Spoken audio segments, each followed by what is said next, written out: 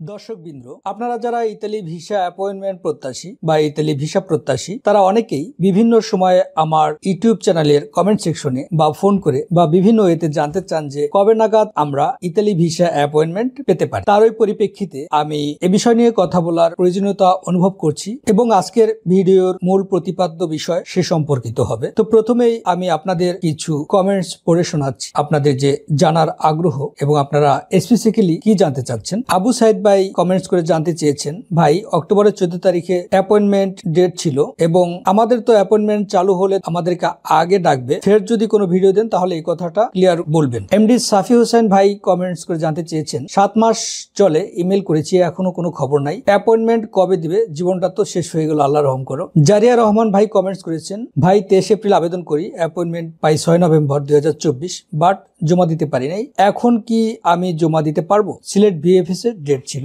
শামসু ভাই কমেন্টস করে জানতে চেয়েছেন, আসসালামু আলাইকুম ভাই, আমার 24 সালের মার্চের নুলস্থ উঠেছিল, ডেটও পেয়েছিলাম কিন্তু জমা দিতে পারি নাই, আমি কি ডেট পেতে পারি আবারও? এমনই অনেক অসংখ্য মানুষ আছে যারা এই বিষয়ে জানতে চান। তো তারই ধারাবাহিকতায় আমি পুরো ব্যাপারটা পর্যবেক্ষণ করে আপনাদেরকে বিদ্যমান যে পরিস্থিতি বা এখন যে সিস্টেমে ইতালির ভিসা অ্যাপয়েন্টমেন্ট বা ভিসা প্রক্রিয়া চলমান আছে সে সম্পর্কিত পর্যবেক্ষণমূলক পর্যালোচনা করব। তো যারা এটা জানতে চান যে কবে নাগাদ আমি অ্যাপয়েন্টমেন্ট বা ভিসা পেতে পারি, আমি তাদেরকে বলবো যে আপনারা আগামীকাল পেতে পারেন, 3 দিন পর, 7 দিন পর, 1 মাস পর, 2 মাস পর, মানে বন্ধের দিন ছাড়া যে কোনো সময় আপনারা অ্যাপয়েন্টমেন্ট পেতে পারেন বা ভিসা পেতে পারেন। এটা হচ্ছে বাস্তবতা। তো আপনারা হয়তো এখন বিরক্ত হবেন, যেটা তো আমরাই জানি, আপনি কেন আমাদের সময় নষ্ট করতে আসছেন, এটা কি কোনো অ্যান্সার হলো? আপনারা বিরক্ত হতে পারেন। তো যারা এমনটা মনে করছেন তাদের জন্য আমি একটা প্রশ্ন রাখি, উত্তরটা আমি পরে দিব। এই যে আপনারা গ্লাসটা দেখতে পাচ্ছেন,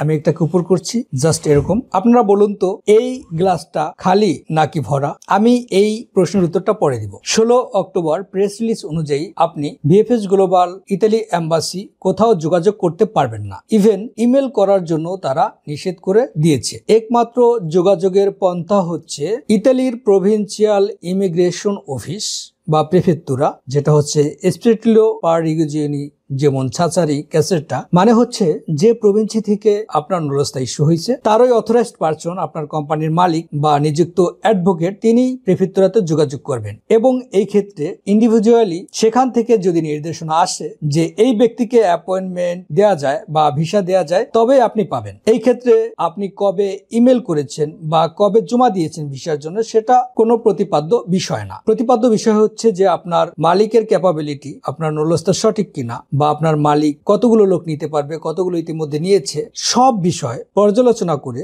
যদি আপনি অ্যাপয়েন্টমেন্ট পাওয়ার যোগ্য হন বা ভিসা পাওয়ার যোগ্য হন তবে আপনি ভিসা বা অ্যাপয়েন্টমেন্ট পাবেন। তবে এই সব কার্যকলাপ টোটালি ইন্ডিভিজুয়ালি হবে, পৃথকভাবে, এবং এটাই অপ্রিয় সত্য বা বাস্তবতা হচ্ছে আপনি অ্যাপয়েন্টমেন্ট বা ভিসা যে কোনো সময় পেতে পারেন। 1 মাস, 2 মাস বা 2025 সালের 365 দিনের যে কর্মদিবস আছে বন্ধের দিন ছাড়া যে কোনো দিন আপনি পেতে পারেন। এক্ষেত্রে অনেকে হয়তোবা একটা ডেডলাইন বলে যে জানুয়ারিতে পাবেন বা ফেব্রুয়ারিতে পাবেন বা মার্চে পাবেন, সেটাও কিন্তু তারা আন্তাজে বলে, মন গড়া ভাবে তারা এটা বলে দেয়। আপনার মধ্যস্থতাকারী একটা ডেডলাইন বলে দেয়, কারণ হচ্ছে আপনাকে তো একটা সান্ত্বনা দিতে হবে, তাই না? আবার আপনি নাও পেতে পারেন যদি আপনার কোনো এরর থেকে থাকে, আপনার কাগজপত্রে কোনো সমস্যা থেকে থাকে, মালিক ঠিক না থেকে থাকে। তো এই ক্ষেত্রে আমি আপনাদেরকে আরেকটা বিষয়ে সাবধান করব, যারা দালালকে দিয়ে অ্যাপয়েন্টমেন্ট নিতে চান অনৈতিকভাবে বা ভিসা পেতে চান তারা কখনো এটা করবেন না। তার কারণ হচ্ছে যে আপনাকে এই প্রলোভন দেখাবে সে হয়তো বা আপনার ফাইলটা জমা নিবে,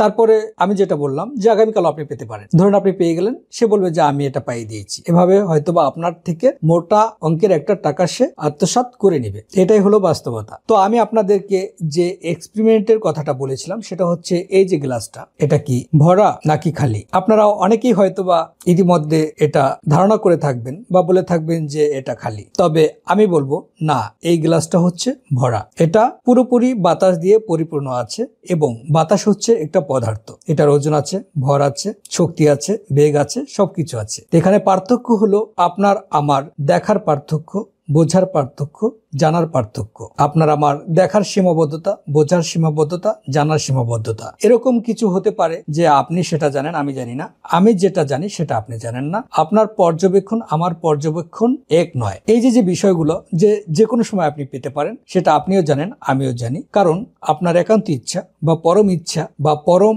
সাধনা বা পাওয়ার যে আকুতি, সেটা হচ্ছে যে আপনি এই মুহূর্তে অ্যাপয়েন্টমেন্ট প্রত্যাশী হলে অ্যাপয়েন্টমেন্ট চাচ্ছেন, ভিসা প্রত্যাশী হলে ভিসাটা চাচ্ছেন। আমি যেহেতু আপনার মনের মতো করে উত্তর দিচ্ছি না, তো আপনারা হয়তোবা এটা নেতিবাচক ভাবে নিবেন বা হয়তোবা আপনার কাছে এটা ভালো লাগবে না। সেই সুবাদে আপনার মনে হতেই পারে যে অযথা আমি আপনার সময় নষ্ট করছি, বা এটা তো আমি জানি এটা কোনো অ্যান্সার হলো কিনা। তবে বর্তমান যে পরিস্থিতি, যে প্রক্রিয়া চলমান, সেটা হচ্ছে আপনি এটা ইন্ডিভিজুয়ালি যে কোনো সময় পেতে পারেন, আজ, আগামীকাল, পরশু বা বছরের 365 দিনের যে কোনো একটা সময়। এটাই ইতালির এম্বাসির প্রেস রিলিজ বা তাদের বিভিন্ন সময়ের যে নোটিশ, সেটাতে এরকমটাই বলা আছে। তবে যদি নতুন করে তারা কোনো সিদ্ধান্ত নেয় এবং জানিয়ে দেয়, সেটা ভিন্ন কথা। সেখানে হয়তোবা নতুন কোনো সম্ভাবনা থাকতে পারে বা সেই অনুযায়ী কার্যকলাপগুলো হয়ে থাকবে। তবে বর্তমান চলমান প্রক্রিয়া হচ্ছে এটাই। তো ভিউয়ার্স, আমি আশা করছি আপনাদেরকে আমি বিষয়টা ক্লিয়ার করতে পেরেছি। সবার মনের আশা পূরণ হোক সেই প্রত্যাশা করছি।